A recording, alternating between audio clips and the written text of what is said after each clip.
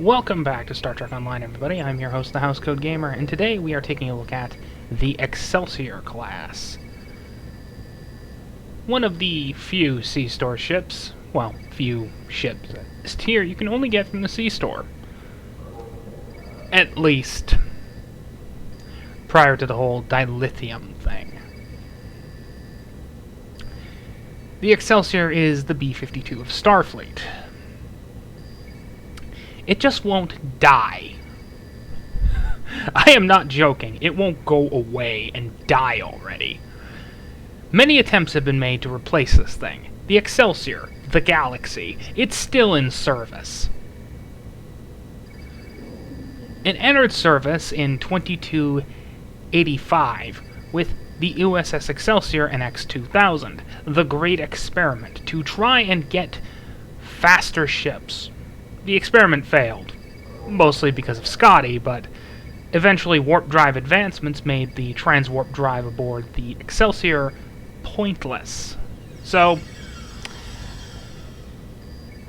they decided to go on with another ship. Or rather, go on with the Excelsior to replace the Constitution as the backbone of the fleet. And oh boy, has it remained the backbone. Still in service after 124 years, as at the start of Star Trek Online. That's saying something. It won't go away. Perhaps for the best. But, even back in the day, when the Excelsior was new, they saw a few problems with it. Maneuverability was down, and there was thought of risk to the deflector dish, despite it being very much recessed. By the way, anyone claiming recessed deflector dishes were post-359 considerations? I'm sorry, can you see the deflector dish alongside? No, that started with the Excelsior.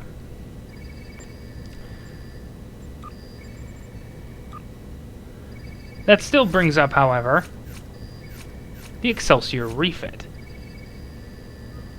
which started with the USS Enterprise, NCC 1701B, which included 2 impulse engines, 2 extra ones, as well as further protection for the deflector dish, which also included more room for science labs and equipment.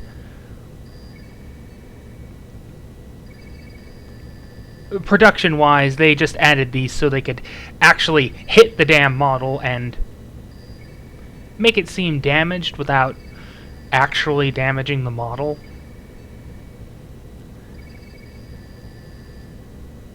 Unfortunately, they couldn't get the damn things off, so the model became the Enterprise B and the Lakota, but that's another story.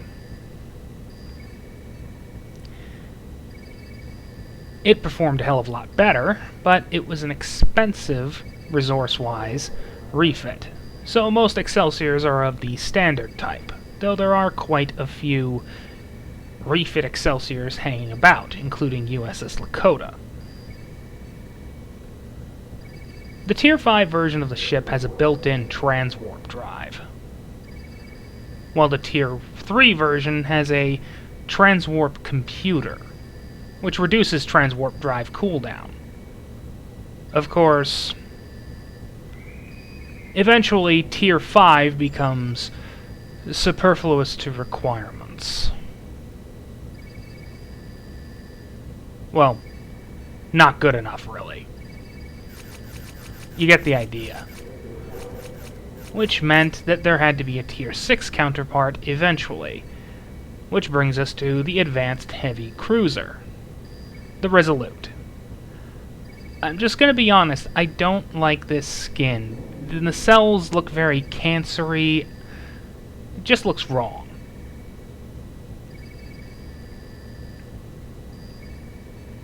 That said, the improved trait, weaponized emitters, certainly makes everyone's day a lot worse. Radiation damage for 15 seconds. This is an engineering ship. Gotta make sure everything hurts. For fleet variants, well, obviously the Excelsior has one. And not just any one. It has an NX style refit, meaning this is the ship as we saw her during Star Trek 3 and 4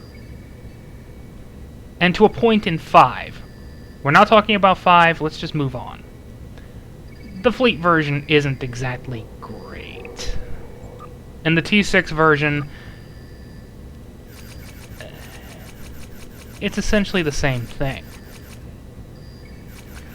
If I can find the bloody thing. Stupid. This is why I don't write scripts, okay? When things go wrong and you can't script it up, well, you get the idea. When things go wrong or off script, you got to adapt. Arguably, this could be a better version of the ship. However, this is not the final Excelsior. There are 2 Ultimate Excelsiors. One of which happens to be a legend.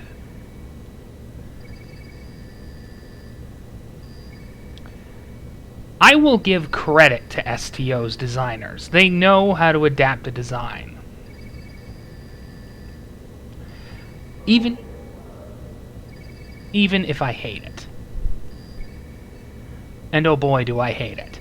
This thing is a combination of the Nimitz with the saucer section, obviously with the Excelsior's styling, and elements of the crossfield. And everyone knows that I despise the crossfield. This is a miracle worker vessel, with essentially the same stats as the Fleet Excelsior. However, this is a miracle worker ship, so it has an extra universal console. I've upgraded this thing to T6X status, so it's even better. It also comes with the benefit of, well, unlocking every single skin. This includes the NX refit, so the fleet one is... So if I really want to make a fleet Excelsior, or dress one up as an NX, I can just use Legendary.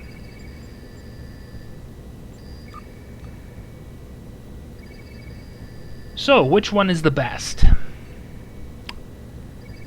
I'm sorry, but hard stats, the Legendary one.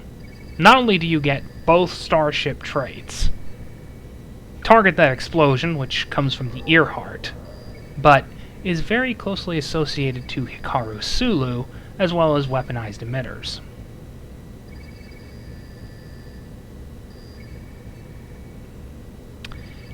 Of course, this version of the ship is excessively expensive, so